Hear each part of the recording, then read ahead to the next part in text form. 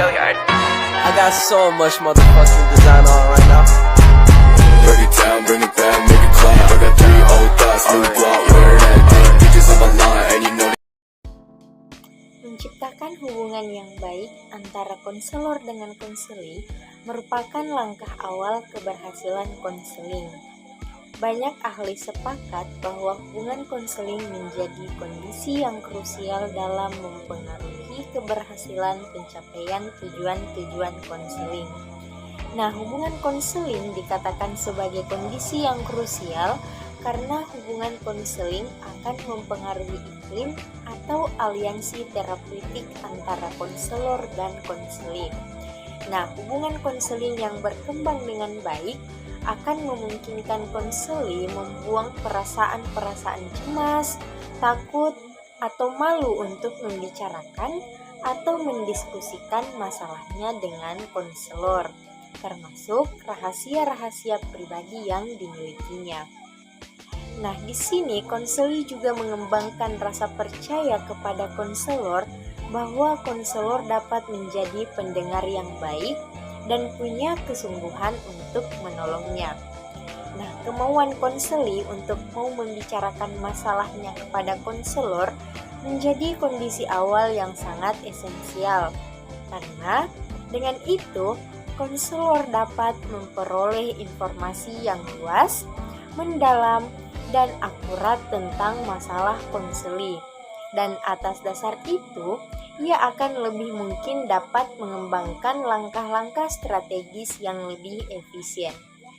Jika konselor gagal dalam mengembangkan hubungan yang efektif, maka konseli menjadi enggan untuk berbicara dan bahkan melawan upaya-upaya bantuan yang akan diberikan.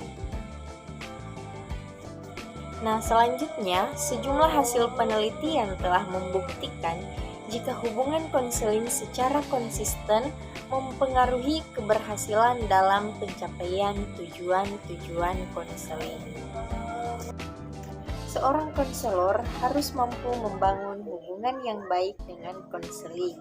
Ketika konseli mengetahui bahwa konselor adalah seorang pendengar yang baik, kemungkinan besar konseli ingin melakukan konseling lagi dengan konselor tersebut.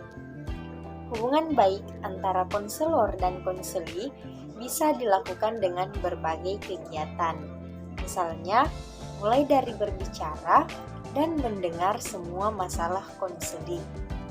Menciptakan hubungan baik, usahakan konseli tidak merasa sendiri menghadapi masalahnya, karena masih ada konselor yang siap mendengarkan semua masalah konseli. Tunjukkan keseriusan konselor pada konseli dimulai dari hal-hal kecil. Misalnya, memberikan nomor telepon pada konseli agar memudahkan konseli mengutarakan masalah yang dihadapinya melalui telepon. Nah, di sini menurut Nur Salim dan kawan-kawan, menciptakan hubungan baik adalah keakraban yang murni dan wajar ditandai oleh adanya perhatian, tanggapan, dan keterlibatan perasaan secara tulus. Pembinaan hubungan diperlukan karena kemungkinan beberapa konseli belum pernah mengunjungi konselor. Nah, di sini mungkin konseli mempunyai pengalaman yang tidak menyenangkan dalam konseling. Nah, jadi konseli semacam ini perlu suatu ilustrasi atau gambaran yang tepat tentang proses konseling agar tidak terjadi salah pengertian atau dapat mengubah sikap mereka tentang konseling, sehingga tercipta hubungan baik antara konselor dan konseli. Nah, jadi ada beberapa langkah-langkah dalam menciptakan hubungan yang baik dengan konseli, seperti menerima konseli secara ikhlas. Nah, di sini konselor harus menerima klien secara ikhlas dan menerima apa adanya tentang konseli. Nah, konselor harus menunjukkan sikap yang ramah dan bersahabat. Jauhkan sikap cemberut, sinis, dan berkuasa. Kemudian menumbuhkan kepercayaan konseli. Menumbuhkan kepercayaan konseli kepada konselor merupakan bagian penting dalam menciptakan hubungan yang baik dengan konseli. Dalam diri konseli harus tertanam pandangan bahwa konselor dapat membantu memecahkan masalah konseli. Konseli hendaknya berpandangan bahwa konselor akan berbuat adalah untuk kebaikan konseli. Nah, konseli juga harus percaya bahwa kerahasiaan konseli akan dijamin. Tidak ada satu orang pun akan diberitahu seandainya ada hal-hal yang merupakan rahasia. Kemudian yang ketiga adalah mewujudkan keterbukaan diri. Dalam proses konseling, kadang-kadang konseli tidak terbuka. Dia menutup-nutupi keadaan yang sebenarnya. Nah, bila hal tersebut terjadi, maka proses konseling akan menjadi sulit dan sering terjadi kesalahpahaman diagnosis dan pada gilirannya juga terjadi kesalahpahaman terapi yang diberikan. Nah, di sini konselor akan mengalami kesulitan bila konseli sangat tertutup. Misalnya, dia hanya mengangguk atau menggeleng bila diajak bicara. Nah, bagaimana caranya agar konseli mau berbicara? Dalam hal ini, konselor ibaratnya sebagai seorang montir radio yang sedang menghadapi radio yang rusak. Nah, montir harus berusaha agar radio yang tidak berbunyi menjadi berbunyi. Nah, dalam perspektif Rogers, hubungan konseling mengandung faktor-faktor interpersonal seperti pemahaman, ketulusan, respek atau penghargaan yang berpotensi menurunkan rasa cemas konseli dan mendorong rasa percaya. Nah, jadi hubungan konseling menunjuk pada iklim psikologis yang muncul dari kontak interpersonal antara konselor dan konseli. Nah, hubungan konseling dikatakan baik jika ia mampu mendorong pertumbuhan psikologis yang positif pada diri konseli. Sedangkan hubungan yang buruk akan menyebabkan munculnya perilaku yang kontraproduktif. Nah, tentu ini mengandung implikasi bahwa untuk berhasil mengembangkan hubungan konseling, seorang konselor perlu menguasai aspek-aspek dalam kompetensi interpersonal dan tidak hanya membekali dirinya dengan kompetensi profesional belaka, tetapi juga perlu sensitif dan memahami faktor-faktor budaya dalam dirinya sendiri maupun orang lain. Nah, konseli yang memiliki kepekaan budaya akan membaca pesan-pesan verbal dan nonverbal konselor dan memaknai kualitas-kualitas tersebut. Nah, itu akan menjadi kesan pertama konseli dan akan mempengaruhi hubungan selanjutnya. Perilaku verbal dan nonverbal konselor dalam situasi konseling bertujuan untuk meningkatkan kualitas hubungan dengan konseli yang pada gilirannya dapat meningkatkan efektivitas konseling. Nah, dalam setting konseling, perilaku yang bagaimanakah yang harus ditampilkan oleh seorang konselor agar klien merasa lebih senang, lebih terbuka, lebih percaya, lebih tertarik mengatasi konseling sampai tuntas. Nah, ada beberapa perilaku konselor yang harus ditampilkan, seperti perilaku nonverbal konselor yang bersifat positif meliputi senyuman, anggukan kepala, dan kontak mata yang konstan.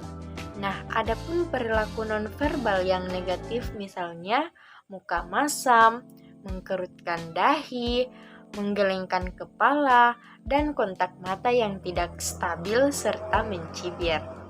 Nah, kualitas hubungan konselor dengan konseli kurang baik jika konselor bersandar dan melipat tangan, gelisah, melihat jauh atau sering melihat jam.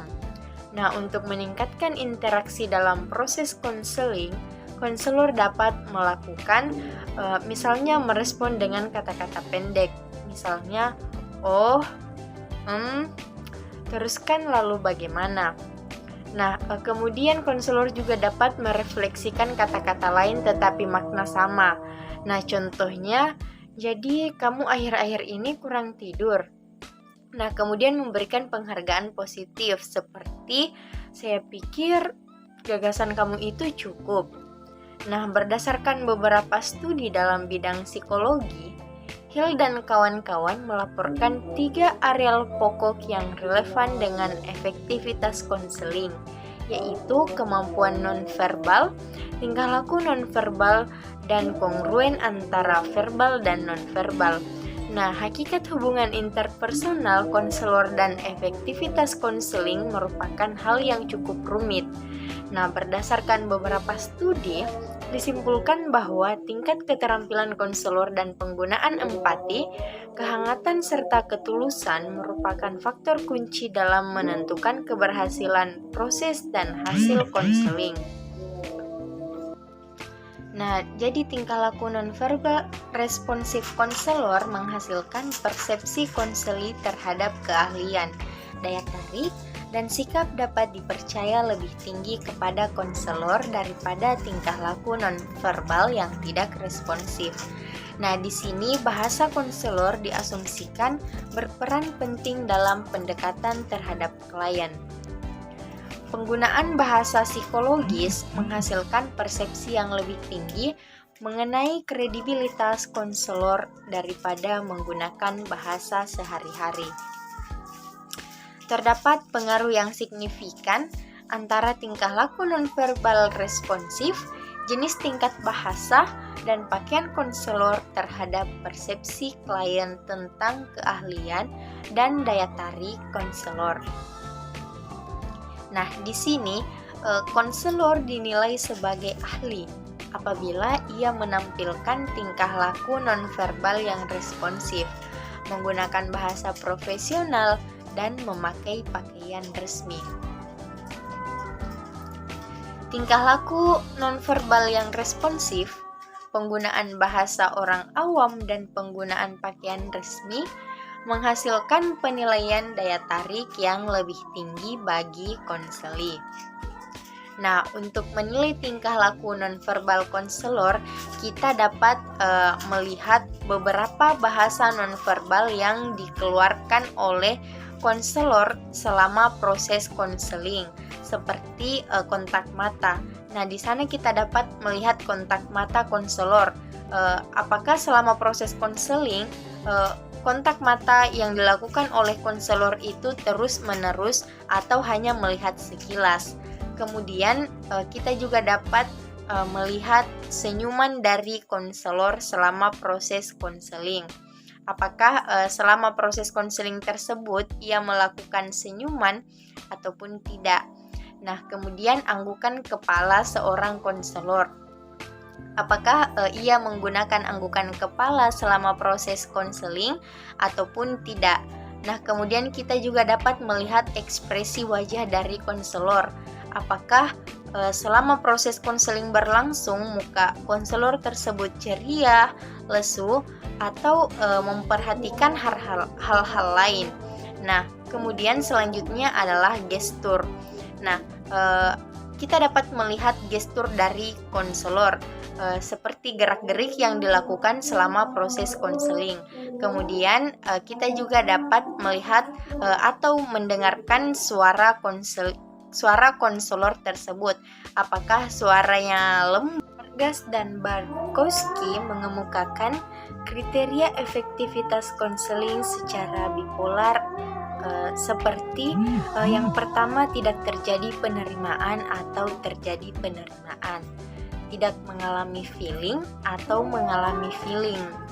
Nah, kemudian tidak menunjukkan ketulusan atau menunjukkan ketulusan. Nah, selanjutnya apakah suasananya lesu atau suasana konseling tersebut hangat.